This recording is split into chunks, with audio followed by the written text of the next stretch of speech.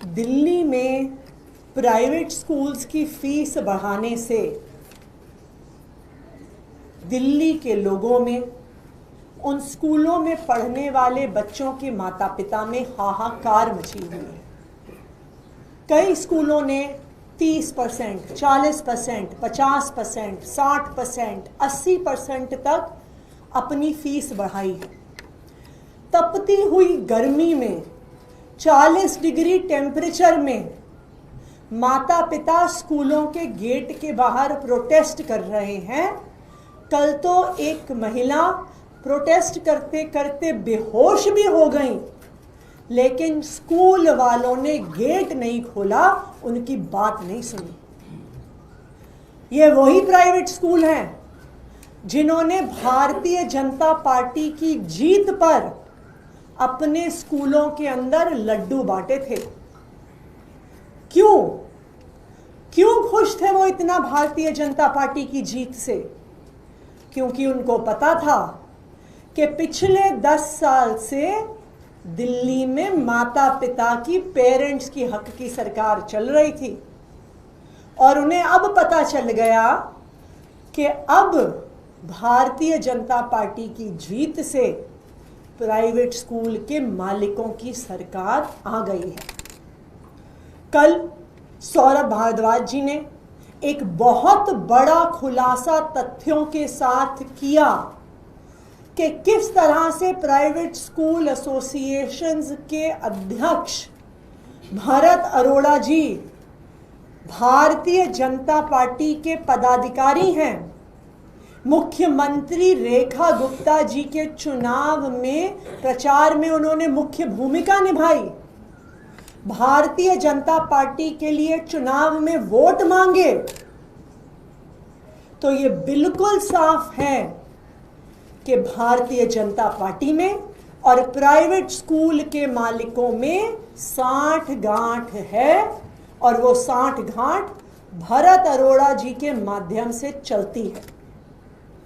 जो private school की associations 10 साल से आम आदमी पार्टी की सरकार से लड़ती रही कि फीस बढ़ाओ, फीस बढ़ाओ, फीस बढ़ाओ, उस प्राइवेट स्कूल एसोसिएशन की असलियत सामने आ गई कि वो भारतीय जनता पार्टी की एसोसिएशन है।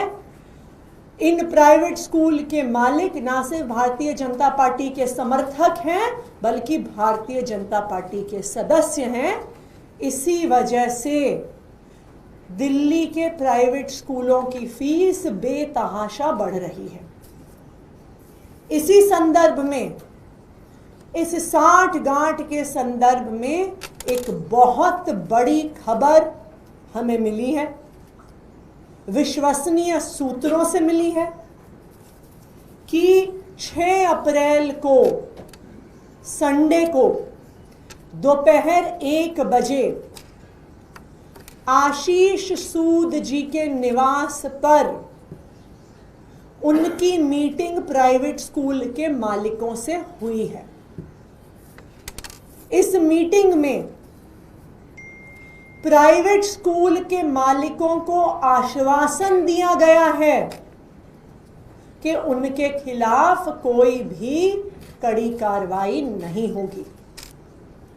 उनको बोला गया कि अभी माता पिता के प्रोटेस्ट की वजह से, आम आदमी पार्टी का मुद्दा उठाने की वजह से मुद्दा गर्म है, लेकिन जैसे ही मुद्दा ठंडा होगा तो एक आदेश दिल्ली सरकार की तरफ से निकाला जाएगा जिसमें दिल्ली के हर प्राइवेट स्कूल को हर साल 10% फीस बढ़ाने की खुली छूट दी जाएगी। दिल्ली के इतिहास में ऐसी खुली छूट कभी भी प्राइवेट स्कूल्स को नहीं दी गई है। 10 साल से आम आदमी पार्टी इन प्राइवेट स्कूलों के खिलाफ लड़ रही थी, उनकी फीस कंट्रोल करके रखी हुई थी, इन प्राइवेट स्कूलों से कोर्ट में लड़ रही थी, इनके ऑडिट करवा रही थी, सीएजी पैनल्ड ऑडिटर से करवा रही थी, और अगर गलत फीस किसी ने स्कूल ने ले ली तो उस गलत फीस को रिफंड करवा रही थी। लेकिन आज आश्वासन दिए जा रहे हैं कि आधिकारिक तौर से जैसे ही मामला ठंडा होगा प्राइवेट स्कूलों को खुली छूट दी जाएगी 10% अपनी फीस बढ़ाने की। तो आज मैं दिल्ली के शिक्षा मंत्री, या कहा जाए कि दिल्ली के प्राइवेट स्कूलों के शिक्षा मंत्री आशीष सूद जी से कुछ सवाल पूछना चाहती हूँ। सबसे पहली बात वो इस जवाब दें, क्या 6 अप्रैल को संडे के दिन दोपहर को 1 बजे उनके घर में कोई ऐसी मीटिंग हुई थी कि नहीं हुई थी जिसमें दिल्ली के बड़े बड़े प्राइवेट स्कूल के मालिक आए हुए थे, उनकी मैनेजमेंट आई हुई थी? मेरा आशीष सूद जी से दूसरा सवाल कि क्या ऐसा आश्वासन दिया गया है प्राइवेट स्कूलों को कि जल्द ही ऐसा ऑर्डर निकाला जाएगा जिसमें उनको हर साल बिना किसी परमिशन, बिना किसी ऑडिट के 10% फीस बढ़ाने का अधिकार मिल जाएगा? और तीसरी बात मैं आशीष सूद जी से पूछना चाहूंगी कि दिल्ली के माता पिता को इस तरह से सेल आउट करने के लिए, उनको धोखा देने के लिए आपने इन प्राइवेट स्कूलों से कितने पैसे लिए हैं जो आज आप दिल्ली के माता पिता को इतना बड़ा धोखा दे रहे हैं, उनको सड़कों पे आने के लिए मजबूर कर रहे हैं? तो आपने इन प्राइवेट स्कूलों के मालिकों से कितना पैसा लिया है, ये आशीष सूद जी सभी दिल्ली वालों को बताएं। तो अब ये बिल्कुल साफ हो गया है कि प्राइवेट स्कूल के मालिकों के बीच में और भारतीय जनता पार्टी के बीच में सांठ-गांठ है। इस सांठ-गांठ के सूत्रधार भरत अरोड़ा, जो action committee of private schools के चेयरमैन हैं, खुद mount Abu group of private schools के चेयरमैन हैं, उनके माध्यम से ये सांठ-गांठ चल रही है। और अब प्राइवेट स्कूलों को आश्वासन भी दिया गया है कि आपको एक फॉर्मल तरीके से हम खुली छूट दे देंगे आने वाले समय में कि आपने जितनी फीस बढ़ानी है आप हमसे बिना परमिशन लिए हुए बढ़ाइए। Thank you ma'am. इसके अलावा जो महराज मलिक है उनके साथ विधानसभा में मारपीट हुई है, उसका क्या कहना है? देखिए, अभी मेरे पास ये खबर आई है, तो एक बारी क्या हुआ है, क्या उसकी वीडियो की एक बारी हम जांच करेंगे और उसके बाद इस पर कोई बयान नहीं। सीआर पार्क में जो मछली की दुकानें हैं वहाँ पर जो विवाद नया पैदा किया जा रहा है,